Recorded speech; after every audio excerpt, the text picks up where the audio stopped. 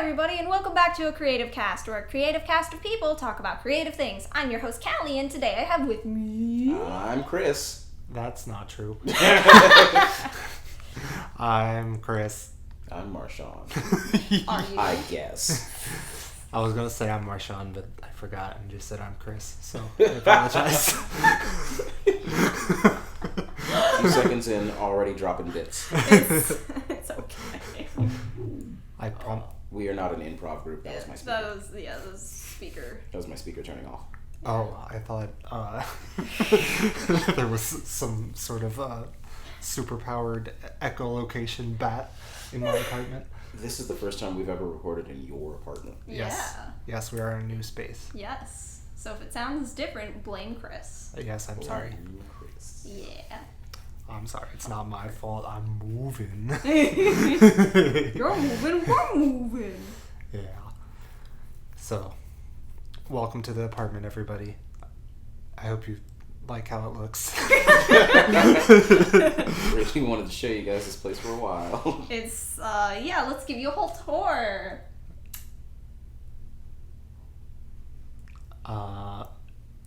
That echo is the wall. And there's the tour!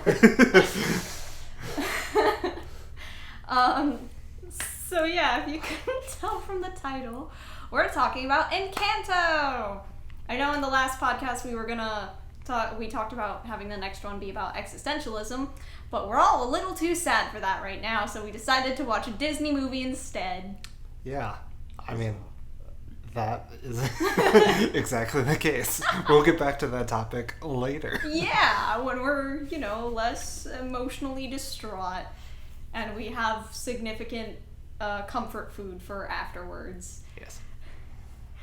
Anyway, so yeah, we literally just finished watching Encanto. We haven't really even started talking about it to each other yet, just little quips and stuff.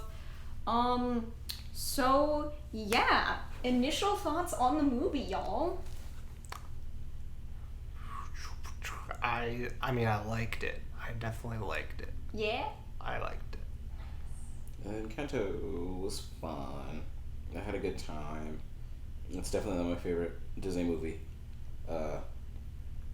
By any means, but it was definitely a fun ride. Yeah, I really liked it. I thought it was a lot of fun. Obviously the visuals were amazing. I thought it had a pretty good message. Like, I avoided spoilers to the best that I could with this one, because I was genuinely pretty excited to see it for the first time and talk about it with you guys. But I did catch, like, a few little things. Like, I got a little snippet of the We Don't Talk About Bruno song, which was bomb! I saw people expressing how much they appreciated the cultural references and the words. My words. They were excited about the diversity and the message and like the themes of how hurtful giving children the gifted title can be.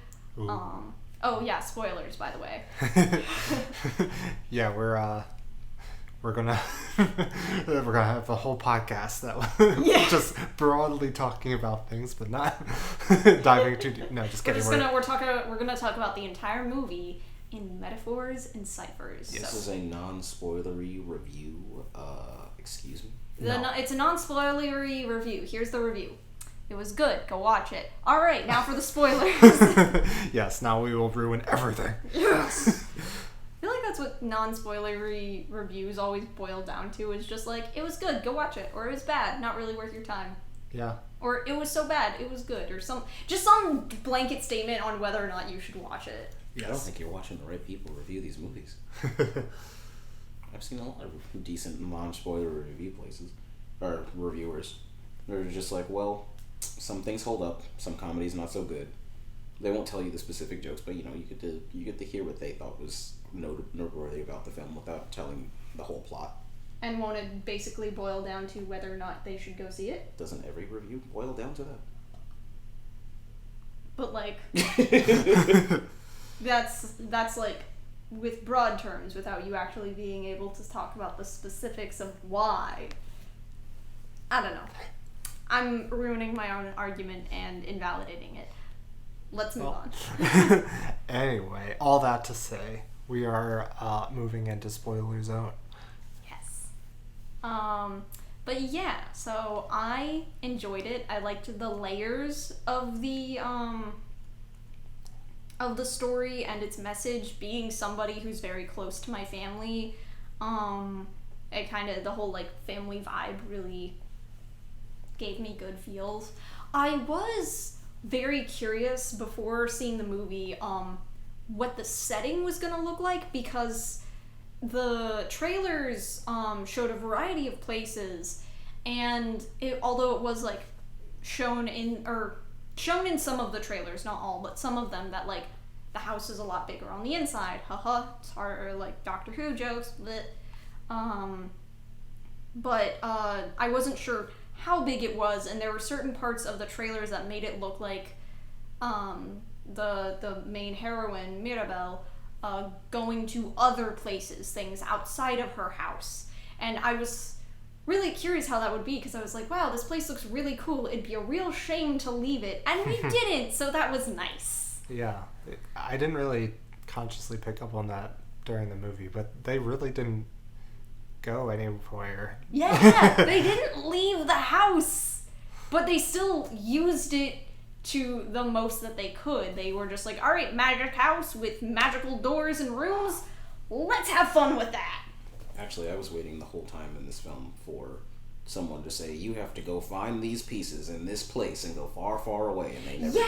Yeah, that's what I initially thought too, based on the trailers. I was like, oh no, like the magic is dying, she's gonna have to go on this huge quest and all this stuff, but it's kind of a shame because that house looks really cool and her family looks really cool, and yeah. You know, that just dawned on me. That could be very intentional and on purpose as far as like a storytelling mechanic.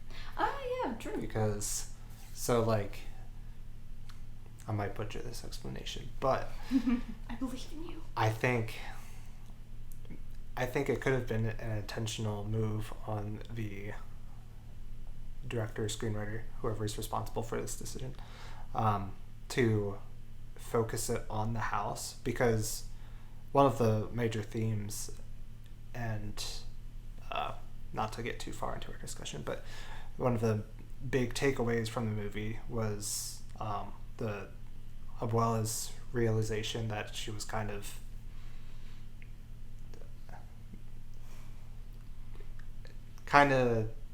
too, I guess, not selfish, but worried about like self-image and like kind of inward. So in a way you could view the movie's setting as like self-contained. Yeah, being kind of like within oneself, and then the climax of the movie, and you know, where things ultimately turned positive towards the end, they were not at the house. Yeah, that's true. The one and only space, or like part of the story that takes place outside of the house, except for the very beginning, but that's a backstory thing. It's outside of the Encanto, which is it's not just the house, but the entire area is surrounded by very tall mountains, so it's kind of not impossible, but very difficult to leave or get into. And it's much only like Family Matters. Yeah, that's a really great metaphor, actually. It's only when the mountain breaks that Mirabel is able to leave, and obviously she doesn't go very far, but she goes far enough that the symbolism is there. Yeah, it kind of took like thinking outside the house, if you will, to perhaps realize what was happening and solve the problem. So I don't know whether or not that was intentional, who knows, but knowing Disney and the amount of care that goes into movies like this, I imagine it was on purpose. Yeah, for sure. I think, yeah, like, knowing Disney and, like, how much they like to throw in, like, everything from, like, subtle jokes and references to, like, an entire, like, story arc and everything, totally makes sense. Totally. But yeah, like, God, the more I think about it, the more it just kind of hits me in the feels, and I feel like it would be a very good movie for my family, just because of all the, like, or just, like, any family in general, but, like, again, thinking about mine, because it's very rooted in that. It's very rooted in family and expectations and how hard it can be to meet those expectations, or how hurtful it can be to have said expectations put upon you. And just desperately wanting and trying to be seen and making your family proud, especially in the same way that others do, and being the little artist of the family. I can kind of really sympathize with Mirabel's struggle to try and meet her family's expectations for her, and just really feeling like it's not going well. Yeah. Especially trying to impress the older generations, and how even though traditions can be very wonderful and beautiful and can bring a family together, some traditions it's okay to let go of. And I appreciate that too. Yeah. Like, Mirabel can very easily be substituted for the art kid, the queer kid, the kid that doesn't fit in. Sheep. Yeah, the black sheep of the family. Yeah. So yeah. I think it's a really relatable film for a lot of people. You know, like, everyone has, grows up, like, with a certain family situation, and there's expectations placed upon them. What those expectations are is different based on everyone's experience, but I think it's just like a fundamental, like, human condition that everyone can relate to. Yeah.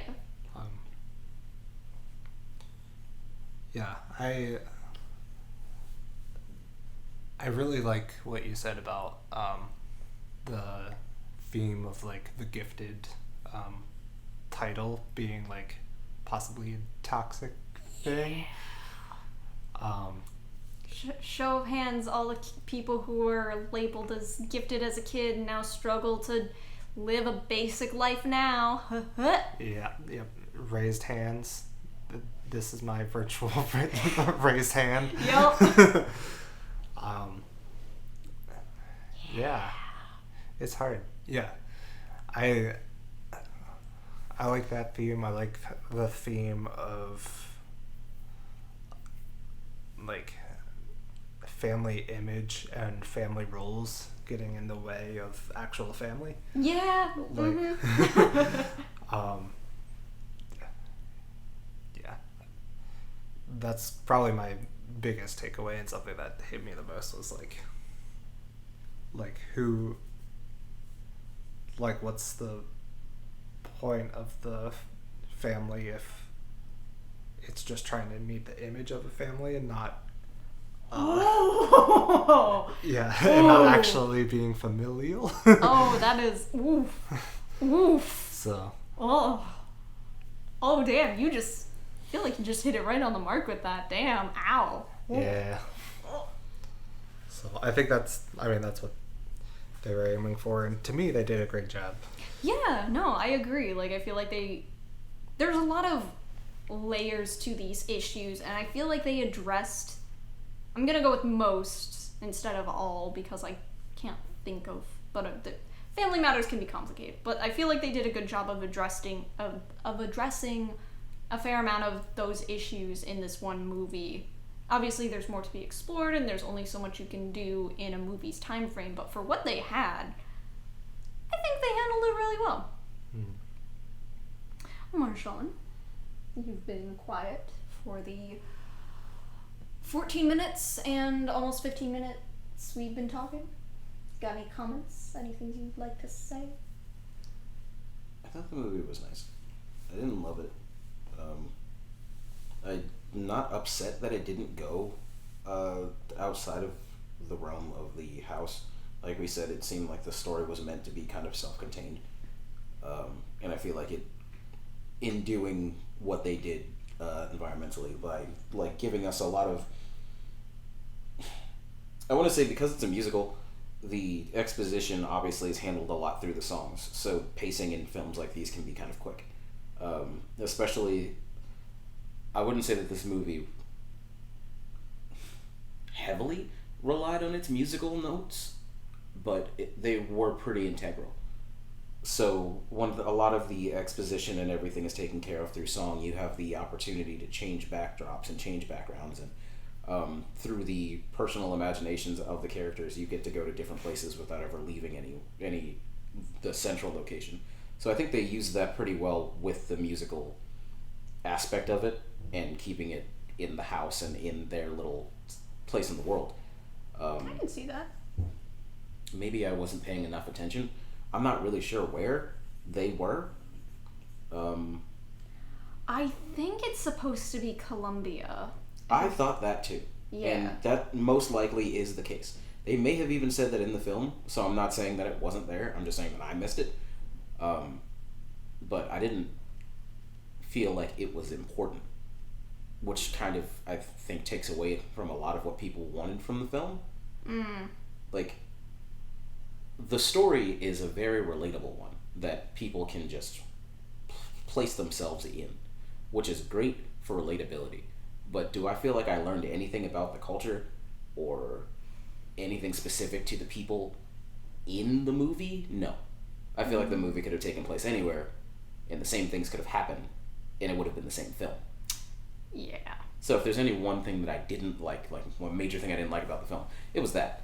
I liked the music, I liked the singing, I love the visuals. Of course, it's a visually spectacular movie. We know who we're talking about here. It's Disney. They always make a good visual movie.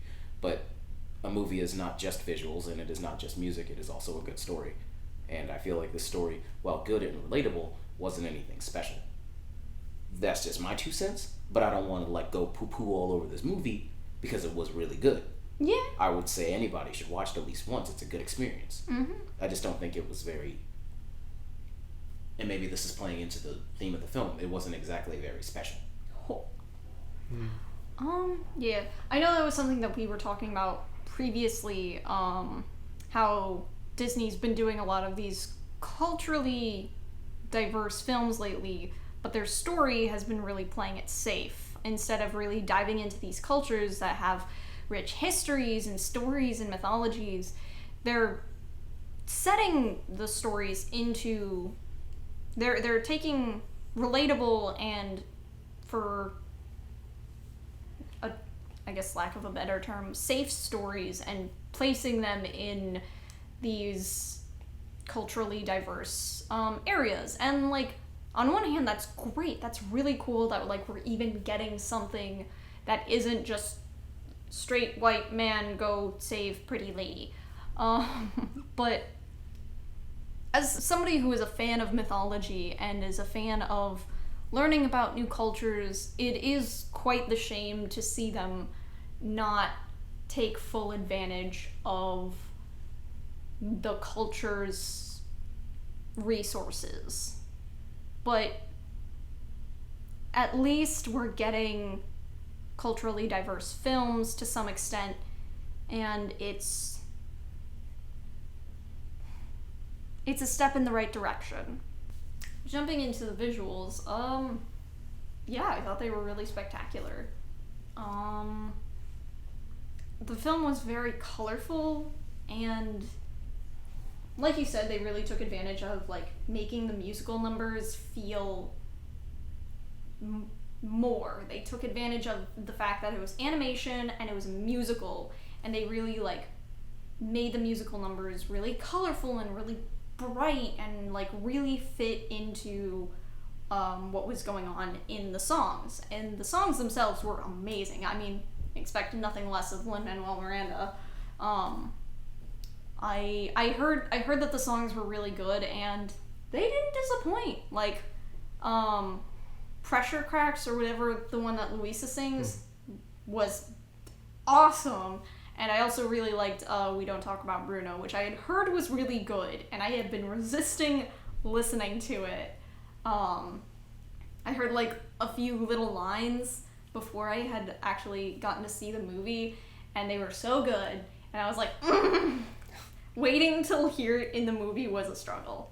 But they were, visual spectacles, beautiful, amazing, love it all. Yeah, I enjoyed the songs. I feel like a lot more like a theater performance than I feel like a lot of Disney films do. Oh, for sure, yeah. Like, they borrowed a lot of techniques from like musical theater that I enjoyed seeing and put into a film context. Yeah, no, I was kind of thinking the same thing. I was just like, wow, it felt like a performance. Mm. Like, and I loved that. Yeah, and maybe part of that was the fact that the setting was so limited. Like, it felt like the way, like, a stage is a limited setting. Like, they have to, like, do so much with such a limited space. Changing backdrops and whatnot. Yeah. Yeah, so I like that aspect of the film. I had not thought that. That's a pretty good point. Didn't even think about that. Yeah. That's really cool. I really like the, I forget what the sister's name is, but the flower. Señorita. All I can think of is when she says Señorita Perfecta. Yeah, the perfect sister. Isabella. Yes. Yeah, I really liked that song. That was a lot of fun. Yeah. I liked her message a lot too. Like, she was like saw this imperfect thing that she created and was like in love with it. Yeah, that was. Yeah, no, I really and like that kind of ties into what I was referencing with the whole, like, there's layers to this story. Like, everyone in the family is trying to fill their role and struggling to do so in certain cases. Like with Isabella, she tries her best to be perfect, and she doesn't let that falter, but she desperately wants to not have to live up to that and to just do whatever she wants and to be whatever she wants, especially if it isn't perfect, because she's been stuck in this perfection for so long. And like, like getting to see her like just completely break out of that and just like completely tumble around and get like messy and dirty, and just how the pure happiness on her face is really cool. Like, that was a very beautiful moment. Yeah, I like how the film set her up to be a antagonist sister, character. She's got bratty sister character archetype. Yeah, but then, I mean, as with all the characters in the film, they dismantled like the image of what that character was supposed to be, and the archetype that they were supposed to represent. Yeah. I like that you put it that way. That's a pretty good talking point in general. That, like you were saying before, the movie is really about shattering expectations, especially the ones that we have of people who seem to have a much better life than we do. Yeah, especially like... Or, sorry, not just people who have better lives than we do, but people who have things that we do not have. Yeah. And, like, I feel like there's also something to be said for, like, how much one is willing to sacrifice for their family for the sake of its betterment. And I say betterment, like, with air quotes, because better can be relative. Like, with Isabella, she felt that it was best for her family, mostly because of Abuela said so, to marry this dude that she really didn't want to marry. Yeah. And like, in that sense of like expectation and subversion, like, we found out kind of early-ish that like Dolores loves the guy that wants to marry Isabella, but they don't really let on that Isabella doesn't want to marry him until that big musical number, which I thought was really cool. Like, she was flustered at the whole, like, 5 children's thing, but, like, you could see that regardless of whether or not she was interested. Yeah, I didn't realize that was, like, almost like a foreshadowing thing. Yeah, her just being like, oh, he wants 5 kids. Whoa, wow, that's a whole thing, and it's... Yeah, and she was just so willing to go along with it. And Bruno, like, he left his family because he loves his niece and his family. Was it the best call? Probably not. But, like, the fact that they're willing to sacrifice so much for their family speaks volumes to how much they love them. I just think it, and this is, like, in a life sense, but also a, like, movie theme sense, that, like, it's wonderful to be willing to sacrifice so much for someone or something that you love, but you shouldn't have to be asked to do that thing. Yeah. And it's important that, like, it doesn't destroy you. Yeah, it shouldn't, like, obviously Abuela had to leave home because she was gonna die. And she was willing to do anything for her family. Even if it kind of went a little too far in one direction. Yeah. But just jumping into that real quick, I thought the Abuela's story and, like, how it was handled and revealed was pretty cool. Yeah, like, it was pretty, like, it was like it was a really dark moment for a film that was not that dark before. And, like, I like that too, because they talked about it in the beginning of the film, how she talked about, like, oh, her husband, like, they had to leave home, and they had to, like, and he died trying to protect her and everything. But I feel like those things hit a lot different from, like, when you're told them as a kid versus what actually happened. Because in the flashback in the beginning of the movie, obviously, like, Abuela is shown to be, like, very sad and remorseful that her husband is dead. But in the flashback at the end of the movie, she's losing her mind! Yeah. Like, the expression on her face, the way that she falls to the ground and just loses it, you're like, oh my god, this poor woman!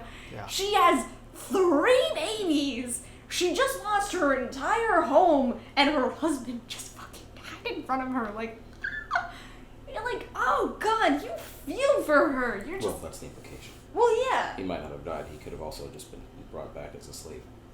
I'm not really exactly sure what time period this is, so I don't really know exactly what happened to him. It's a little ambiguous. True. Also very true. Yeah. It was kind of cheeky of Disney to sort of imply it was like colonizers, but not actually commit to the bit by keeping whoever was harassing the town in shadows. Yeah. And also not, like, defining the armor that they were wearing, or even the clothes. Because I was looking for armor specifically. I was looking to see if it was, like, colonizers, but they kind of looked like they were just wearing regular clothes, so it's like, oh, maybe they're just some dick bandits that were decided to just torch the town. Like, I don't know. It could be. Kind of feeds into what we were saying earlier about the film kind of tiptoeing across sensitive things. Mm-hmm. Which, I mean, what do you expect in a Disney film? No, they're not going to outright be like, this is who did this and this is why, and a lot of people died. Like, obviously there needs to be some sensitivity to the topics. But, yeah, the movie didn't really go that hard into it, obviously. Yeah. What's that called? Which seems like it's, kind of important. But I guess it would have told a very different story if they were very fearful of more colonizers or anything like that, or whoever, more raiders, more whatever. Yeah. Because, like we've been talking about the whole time, the story is self-contained and it's about that one family. So we're not going anywhere else. Yeah. No one's trying to seek revenge on anybody else. There's no big voyage. Everyone is right here. This is the story. Yep. And it's also, like... Excuse me. I lost my train of thought. Oh, no. Sorry. Just choo-choo. No, you're good. Yeah, choo-choo. It is gone. It has left the station. It has, and I'm not on it. No. Well, I guess just trying to come up with words to say. Yeah, it's... On one hand, I understand them not going into detail about who attacked. But on the other hand, like, I don't know. It seems, yeah, very cheeky. I mean, it's a kid's movie. But then I also remember that Hunchback of Notre Dame exists. There's, like, naked ladies in that, so, you know, whatever. That's old Disney. Yeah, it's different now. Yeah. I don't know. I go back and forth on how, you know, the like. Okay. No, sorry. You say what your thing. I just remembered what I was gonna say, and I'm gonna try and think about it so I don't forget. I go back and forth on how, like, movies that delve into different cultures and things like this are handled by animation studios, because, like, on one hand you don't want it to delve so deep into it where it, like, isolates that culture or, you know, place or time in history or type of person into a box. Like, you want the people to be relatable to everyone, so that, you know, it's almost like everyone has the same, like, we all bleed red. Yeah. So, but then, yeah, there's the other side where you do want to see some of that, like, specific elements, where I feel like Coco did a little bit of a better job of, like, integrating a relatable story while also being very specific to the culture. Yeah. Like, I guess if we were to go, like, you know, which one did it better, I do think Coco did it better as far as, like, implementing specific cultural elements into the movie. Yeah. But, you know, I do appreciate them trying to make a story that's visually different, relatable, if that makes sense. Oh yeah, yeah, absolutely. Visually, even though, yeah, we already said it's a pretty movie, it is very specific to the culture. It is very specific culturally. And for people like us, that's amazing. People like us who love art and love visual direction and love to see different types of patterns and different types of artistic inspiration in things. Visually, this film was full of culture. Yeah. Absolutely gushing with it. But that's only important to us, the visual consumers, and the people who understand and grew up with that culture as well. So that's pretty cool for them. That's a huge, really positive point of this film. Glad you brought that up. Yeah, I really like, I think the intro, like, song and just, like her running around the village with all, like, the different scenes and stuff was like, I don't know, I did get that sense that it was, like, really welcoming into this, like, different, like, culture and, like, highlighting the setting of the movie.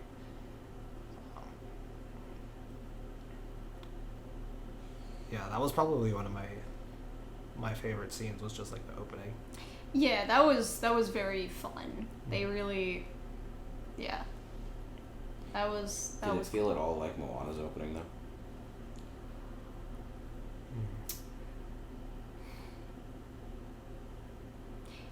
Just a question. Yes and no. Okay. Yes, in the sense that it's, like, a song to, like, establish the setting and to introduce, like, the characters and their vibes and stuff. And their roles in the society. Yes, and their roles in society and things like that. No, in the sense that Moana wanted to leave her home. Mirabel never wanted that. So the undertones, and like, well, yeah, you can draw comparisons between like, oh, like the songs still establish like both characters' main conflicts in the story. It's still a different undertone with Moana's song.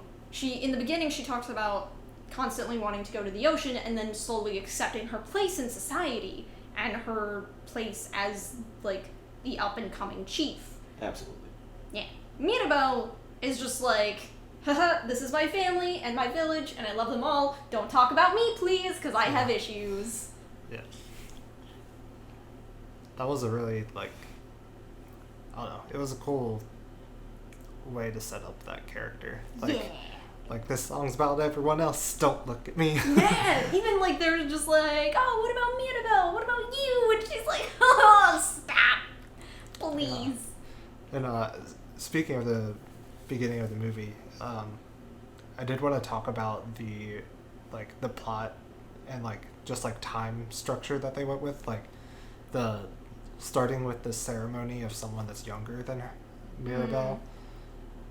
And like instead of starting with her ceremony, because I think they could have easily done the plot with starting at her as a child and then having like the failed, door. Isn't moment. that how it happened though? Like in the very beginning of the movie, it was her like doing like her ceremony, and then she failed, and then it moved on to the future, and then they just kept calling back to that. No, they...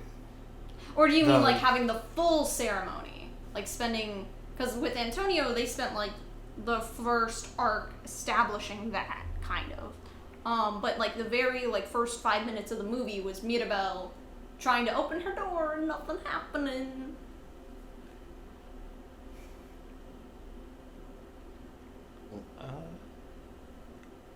Well, we didn't get...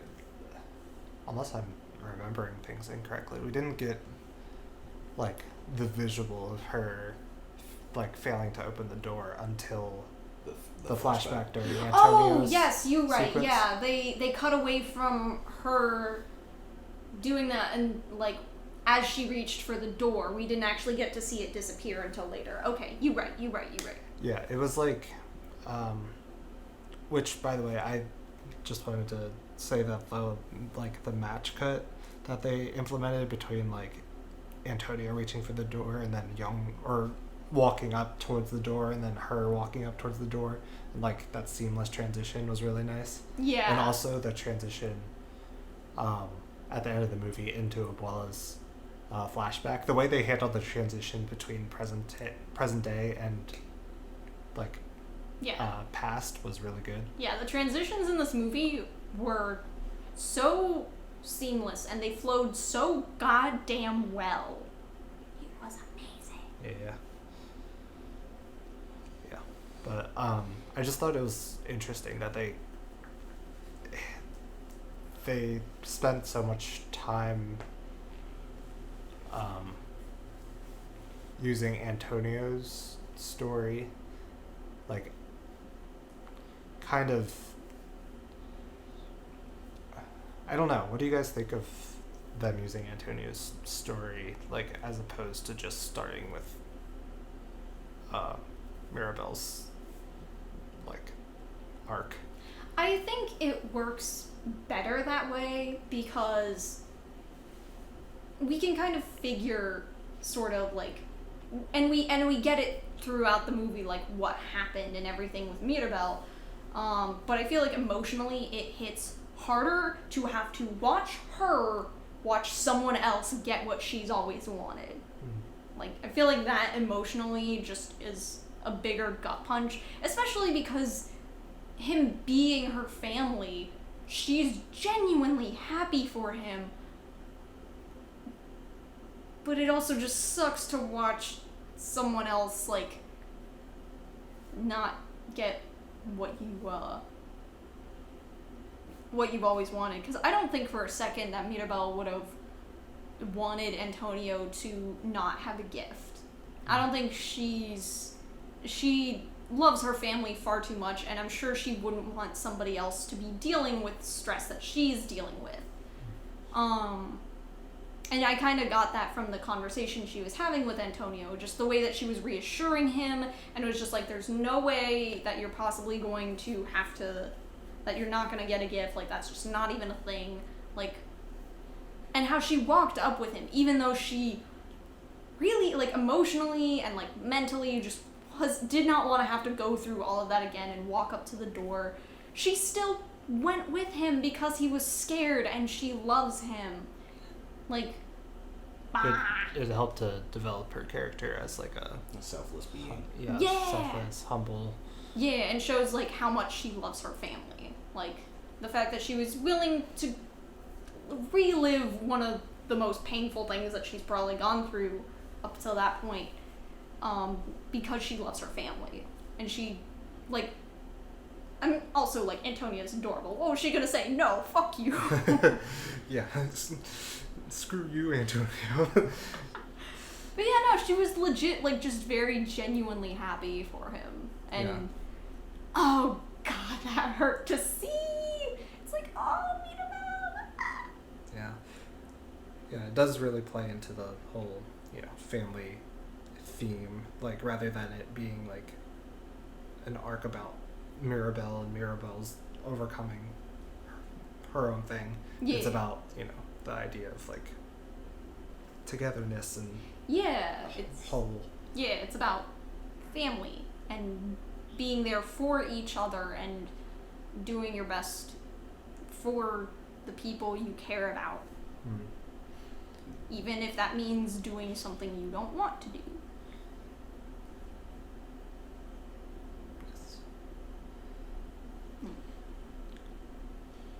And like, Antonio's almost like a little brother to her, because she mentioned that they've been roommates. They've been sharing that room for that whole time. Mm-hmm. Like, when he has a nightmare, he probably goes to her. And he, like, has a cool dream or wants to, like, get up for food or something. He's probably waking her up. She probably, like, had to help rock him to sleep some nights. Like, yeah. Which some might say is a gift in and of itself. Yeah. Dun-dun. Maybe that's the message. Shut the hell up. But yeah, like, sorry, the emotional, like, beauty of just family is so cool and beautiful. I'm very emotional.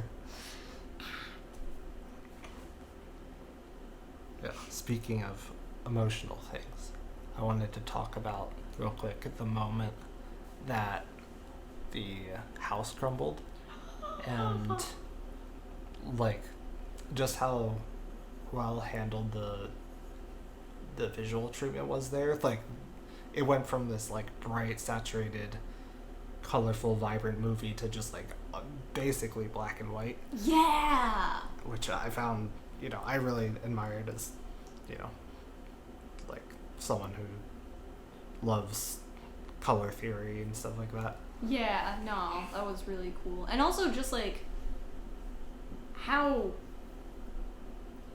Mirabel throughout the whole movie has been so expressive and so like full of life, but in that moment she was like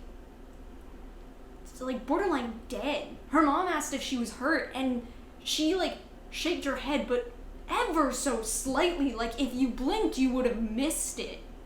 Yeah.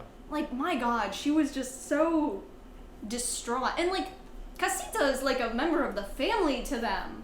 Like, watching Casita crumble to the ground and, like, perish in front of her. Ah! Oh, my God! And also, that kind of, that also speaks to, like, family and tradition and such, because for some families, their home, their house is very important to them and very meaningful. I wonder if that's a really big part of the culture that they didn't talk about. Just Oh, a yeah. question. Yeah, no, for sure. And like, Abuela was so concerned with losing Casita because she had already watched one home burn. She didn't want to lose another, and having to go through that again. Oh. Yeah. I also props to the animators for making a house feel so much like a character. Yeah, I wanted to talk about that. The way that they make the house emote was very, very well handled. Mm-hmm. That was super fun, and I love when animators take inanimate objects and turn them into characters, especially when they don't have to give them dialogue. Mm-hmm. Like the house's like emotes and like little languages and the way that Mirabelle could like essentially just speak to the house, and the house had its own like sign language with her. That was kind of fun. She like always got what the house was saying, even when I didn't. And I was just like, okay, so you guys get it. That's cool. Yeah. I think that's such an interesting concept of just being able to, like, the house knows where everyone is and what everyone's doing, and it's such like this big overarching omniscient protector, but it never tells them what they don't want to know. Like, I feel like the house could have easily told them that Bruno was there at some point. Oh, for sure. But like, the house is like everyone's best friend somehow, while not being the biggest character in the movie. Well, technically the biggest character in the movie. Without being the biggest, most important character in the movie, it still found a way, without words, to be like this fun, interesting thing that we like to see on screen. Mm-hmm. And then when it couldn't do its thing anymore, it was legitimately sad, and we felt like we lost something in the story. And that was really fun. Yeah, that was, oh my god, watching Casita crumble was horrifying. And like that little door wave at the end, right before Casita like lost all her power. I was like, oh my god, no, don't stop, no, please. It was that was so heart-wrenching. But yeah, Casita was truly her own character, and I loved every second of her just existing and being there and just Yeah, it was great. Also during that scene where the crumbling happens, the camera, I don't know if you guys noticed this or not, but they like bumped up the camera's like depth of field, which I thought was a really interesting technique. Like they would get like really close to Mirabelle's face, and then the whole background was just like blurry, and like it almost gave like a teary-eyed effect, or at least that's what I took from it. Ooh. So I don't know. That was one specific thing that I noticed in this movie, like a technique that I want to like grab and like use in my own stuff. Yeah, I haven't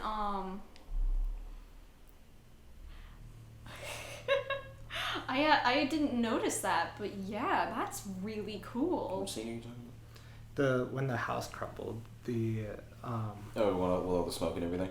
Yeah. Okay. Yeah. It was almost like a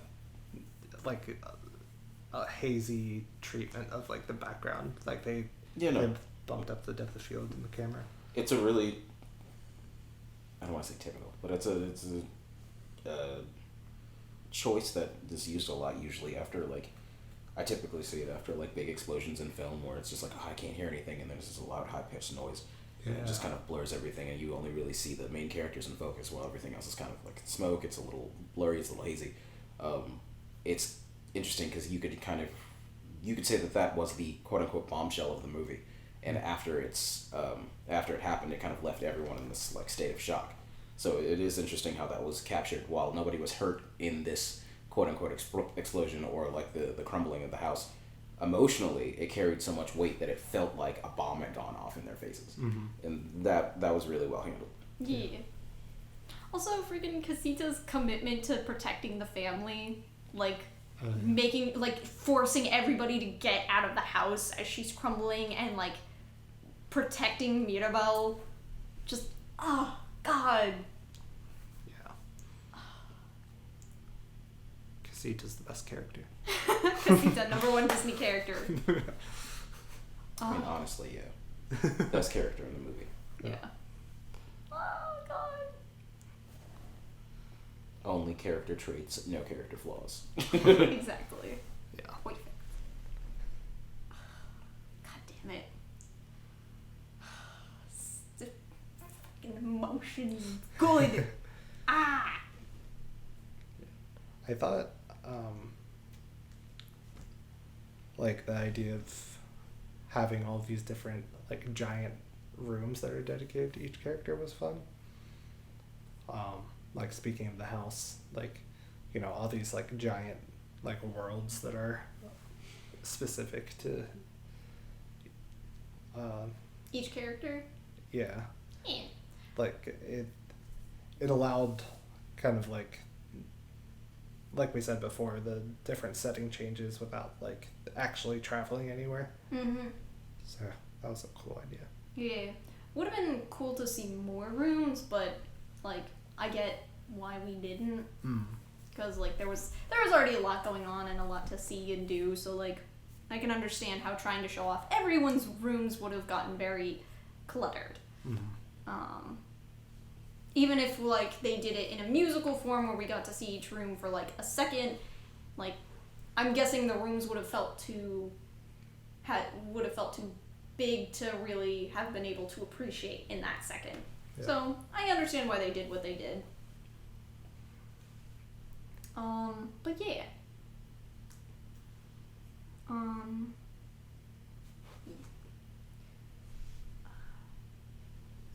In sort of circling back to what we were talking about with them kind of censoring the the violence that Abuela experienced. Thinking about it further, that censoring I'd kind of expect in a movie like this. However, I knew that they weren't going to have permanently lost their powers, but it would have been cool if they did. I didn't want Casita to die. That was a very heart-wrenching moment. But wowzers, would it have been cool to watch everybody just exist without that. And just learn to live life without that. Now, I guess the argument could be made that, like, oh, that was a part of them, and to lose that part would have been very sad. I can understand that. I don't know.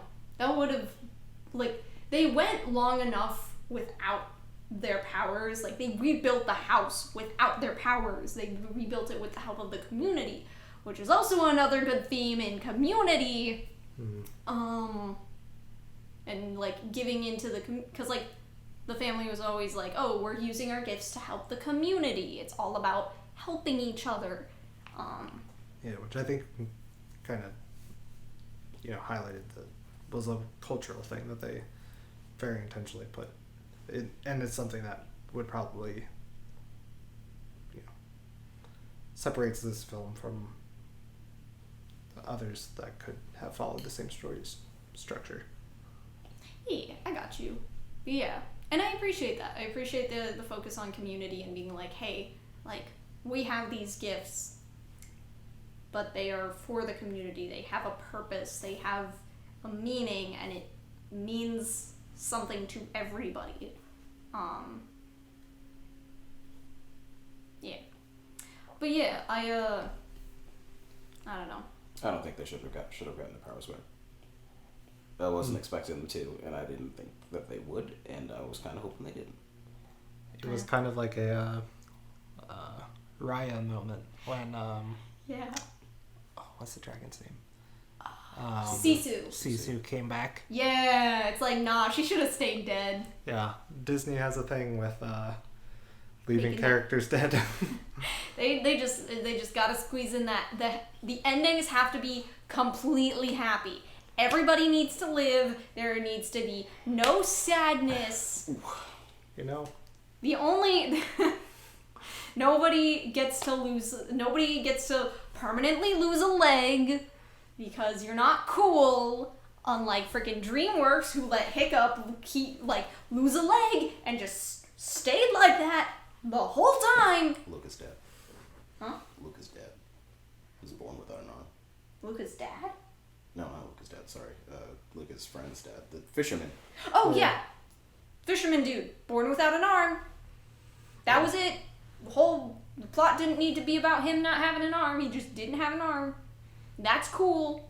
Yeah.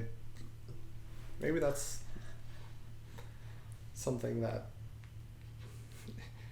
I'm realizing that some of the Disney and Pixar movies that I like the most tend to make more drastic character decisions. Yeah. Well, yeah, of course, a good story has stakes. If Yeah. a story doesn't have stakes, then it's not really... I'm not going to say it's not worth experiencing. High stakes and low stakes it's just a tool to be used in a story. Sometimes a story is just about a bunch of kids watching a baseball movie. Someone gets upset at school the next day. Those are low stakes, but they're still stakes to the character. Mm-hmm. And I just feel like the Disney, like what we're talking about, like Disney doesn't seem like it wants to make big drastic changes in a movie and then just have you live with it. Especially not, I mean, something like that happens earlier in the movie, happens in the middle. I mean, them losing their powers at the end didn't seem like a huge hit. It wasn't like losing Sisu, because Sisu was a main character that died close to the end of the film. If Sisu would have stayed dead, I could have lived with it. If everyone could have lived with it and passed and moved on, that would have been fine. But I was also expecting her to come back, just by the very nature of the film. I felt like we weren't just going to have a depressed or like I guess we have to deal with it kind of ending, because the movie revolves around bringing everybody back. However, like losing their powers in this film, it didn't seem like it was a huge deal to them. The only person who seemed really broken up about losing her power was Meryl's sister, Louise. Yeah, Louisa. Louisa, because she wasn't strong anymore. Like, I get it. That was like a big joke because she's a big girl. She's just crying. Yeah, I get it. It's a visual gag. It was also like a part of her character. She felt like she had to be strong, otherwise she wasn't useful or helpful to the family. Right, but then her whole character arc was learning that she can ask for help regardless of how strong she is if she feels like she's bearing too much. So still not having that power, but still clearly being a big character who's stronger than most of the people around her. She could have lived as a normal person and still gotten the same message. She didn't have to have her powers back. Nobody really needed to have their powers back. Not that I'm upset that they got it. Like, not that I'm upset that the house came back. I'm not upset about any of these things. But if they had lost it and had learned to live with the fact of understanding that they were the miracle all along, which is the message that they got in the first place, then why did they need their magic back? Yeah. That's the only thing I'm bringing up. Yeah, no, I completely agree. Like, that's what I was kind of thinking. In a sort of devil's advocate kind of way, I can kind of see, like, the argument being made, like, oh, their powers were a part of them. But, like you said, like, no one was really that broken up about it, except for Louisa. Everyone else just seemed inconvenienced. Although, I will say, not having the healing food probably sucks. Yeah. Because, like, good God. I mean, that was... They do not have health care.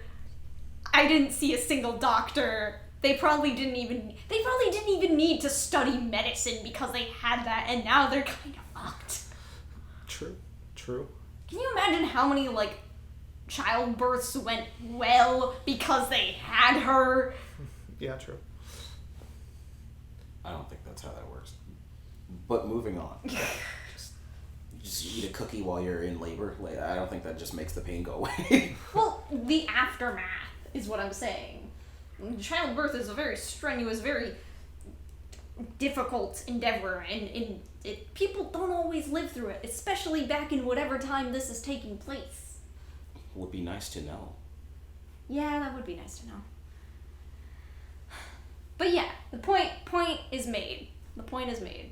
That's the other thing. The community would have to learn how to live without superpowered people to help them, but... Which is a totally different film, but yeah, they should know how to live without the superpowered people helping them. Yeah. But that, again, that's just not, it's not what the story was about. Yeah. That's Encanto too. Encanto too. Yeah, Encanto too. Encanto. Haha. Haha. Watch him do it.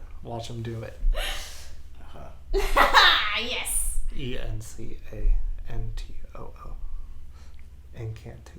Encanto. Encanto can? Because there were a bunch of toucans. True, everywhere. it could be all about Antonio Yeah. and his toucans. Yeah. Encanto can. Encanto can. Oh god. It'll be the greatest thing since Madagascar escaped to Africa. Yes. Better. Come on, Marshaun, doesn't it sound great? That's No. our next movie. I don't like it. Aw. I don't want it.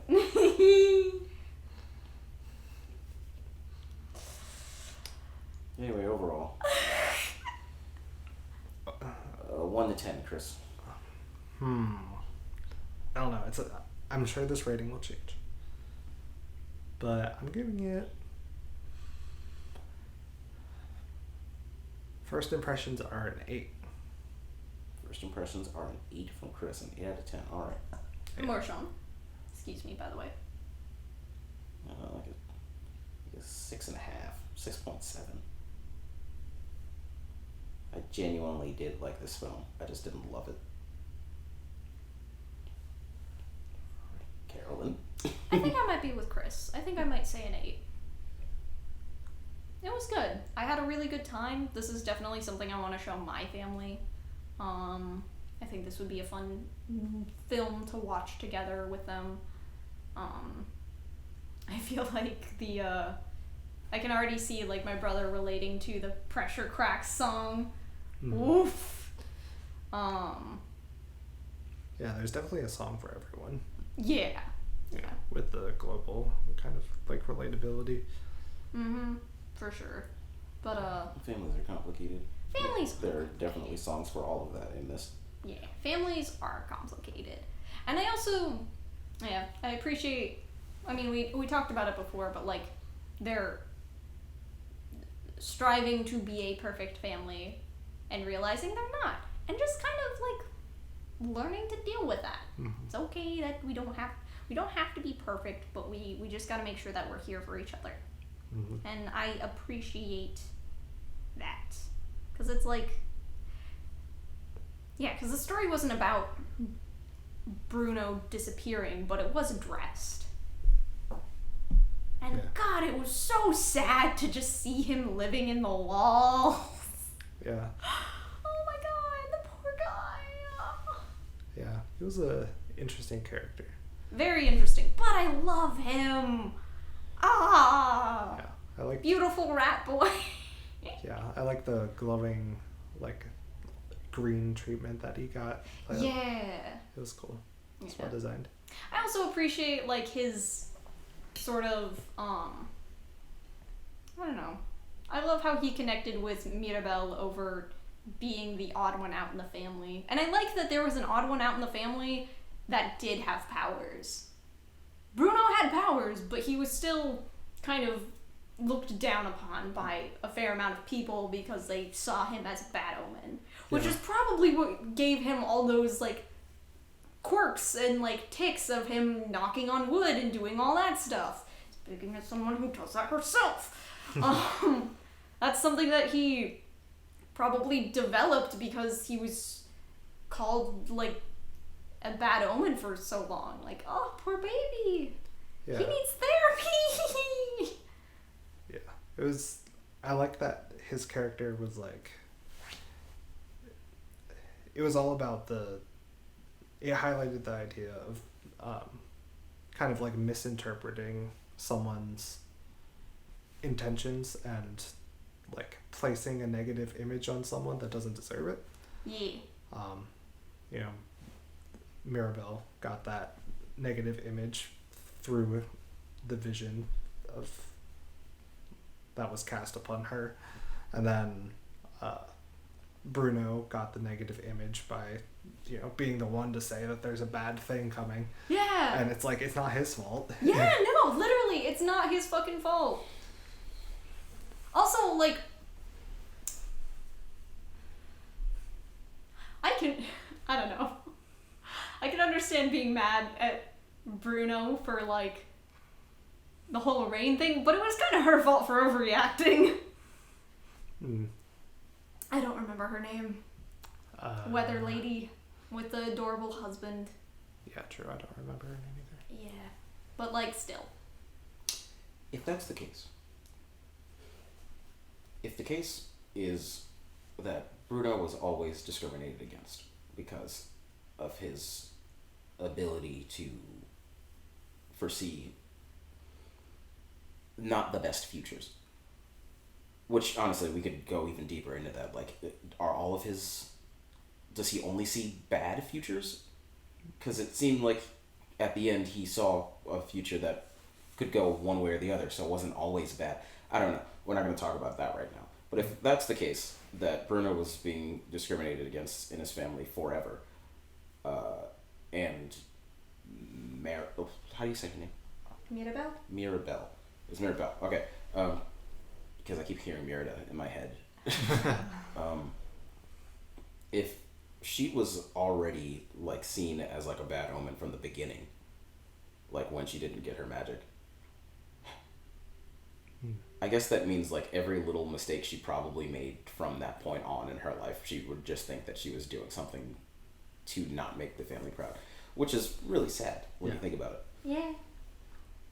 Mm-hmm. That means basically since she was like, I don't know how old the kids are when they get their ability, but just, let's say like 5 or 6, because it seemed like that was the age that Anthony was. That means that since she was like 6, the family had basically been putting her down. Yeah. Some unintentionally, some a little intentionally, for years and years, which is pretty heart-wrenching when you think about it. Yeah, no, that's rough. Yeah, like we said, putting expectations on children and calling some gifted and others not can be pretty detrimental to their mental health and how they see themselves and how they see themselves in relation to the people around them. Yeah. God, the struggle is real.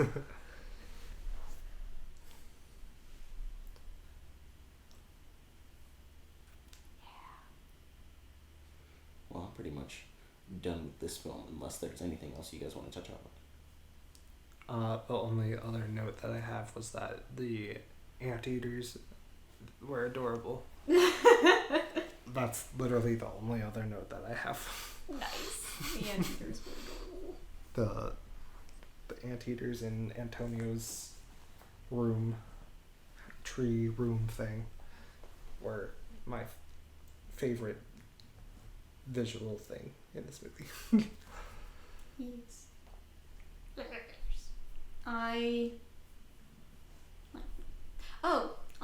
I appreciate that Mirabelle spending her time on crafts and stuff being like subtly suggested in the background with her clothing being like altered by her. You can see that like the sewing and all of the stitching on her dress, and I did see that some people pointed out that in her skirt is filled with like references to her family, which is really cute.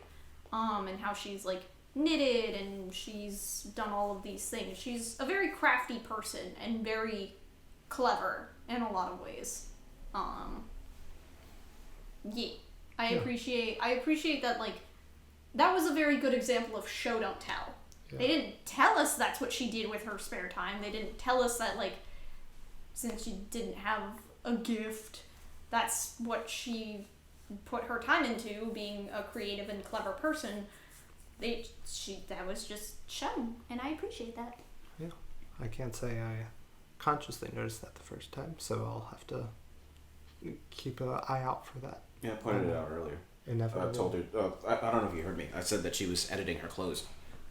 You can see in her outfit that the little butterfly there, that was put on by her. Yeah. Like, if you look closer, you can see it's a different type of yarn and everything. It's a totally different material, and that goes from, like, one shoulder down to the whole dress. Wow. Yeah, it's really cute.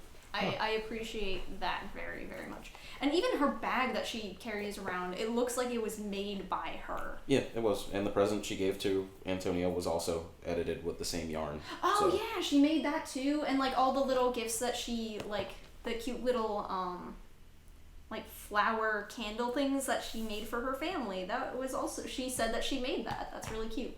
Yeah. I'm not even talking about the gift inside the box. I mean, the box itself also had her like signature colors wrapped around it, like little drawings on the side. Yeah, you're right. Yeah. Oh, maybe that's So why. she's an artist. Maybe that's why Antonio didn't like completely tear it apart. I noticed that he kind of carefully took it, like opened the box. That's really cute. Were they anteaters or were they tapier? They might have been tapier. Okay, I wasn't sure. Because They they were do really look small. Yeah, they do look more like that. Uh-huh. I just thought they were baby anteaters. Tapirs are sometimes black and white, so I wasn't sure either. See. You guys want to hear a funny story about tapirs? Sure. So I believe it's like somewhere in China, or it might even be Japan. They have a sort of demon that eats dreams that supposedly has the body of a boar and the head that kind of looks like an elephant, sort of. Obviously, they didn't have references for either of, well, at least the elephant, probably, depending on where it originated. Anyway, when they came over to the Americas, they freaked the fuck out because they saw a tapir and thought it was the dream-eating demon. That's pretty great. Hilarious. Yes, it is. It's so funny that something they made up in their culture had an actual reference in real life. That's hilarious. Yeah. Also, I think it was someone in like Rome or like England's area. They saw elephants for the first time and they thought they were just straight up monsters. That like some guy in India like rode them over to like fight them, and like the warriors just freaked out. That's hilarious. It's so funny. I used to think rhinos were dinosaurs for a really long time, so I understand that. Yeah. I'll try and put references to these stories in the description because I'm sure I'm butchering them to at least some extent. The details I'm getting wrong, but the gist of it is there. Anyway, closing thoughts, y'all. I enjoyed this. Overall, I like the movie, and I'm excited to watch it again. I like the movie too. It wasn't my favorite movie, but I did like it, and I would probably watch it again because I like most things written by Lin-Manuel Miranda. So I really like the music in this movie. I don't know. I think I just next time with the next Disney film, with the next big Disney film, bless you. I just want to see. I guess I want to feel like I went somewhere else and learned a lot about someone else, which I know Disney is capable of. Like somebody else, I want to learn more about a culture. I want to go to a place and experience a different, or try to experience a different type of world than what we're used to, as far as like we've been to space with Disney films. We've been up in the sky. We've seen superheroes. We've seen all sorts of different things. I just want to get something that's not like a general story type that's not so typical for us, because we've watched foreign films and we've seen what goes on in movies in other places and how some concepts are just flipped on their heads entirely just due to the fact that they came from a culture that sees things a little differently. And I just want to get a little more of that out of my Disney films, because I love Disney and I love their movies and I've always loved their movies. So I just want to see them break the mold in some other ways every now and again. Yeah. But yeah, I like this movie. I like the movie and I would watch it again. It just wasn't my favorite. How about you? I liked it a lot. It spoke to me on many levels, very personal and also just creatively. Yeah, I had a lot of fun with this, and I'm very excited to watch it again. Definitely gotta drag my brother and my dad to, well, not drag them, but I gotta make sure they're together so we can all watch it together, because I'm sure they'll really appreciate it. And yeah, I very much enjoyed this movie, and I look forward to seeing it again. Yeah. Cool. Yeah! Alrighty! Sweet. Well, have a lovely day, everyone, or night, or whenever you see this. Yeah, bye-bye. Bye.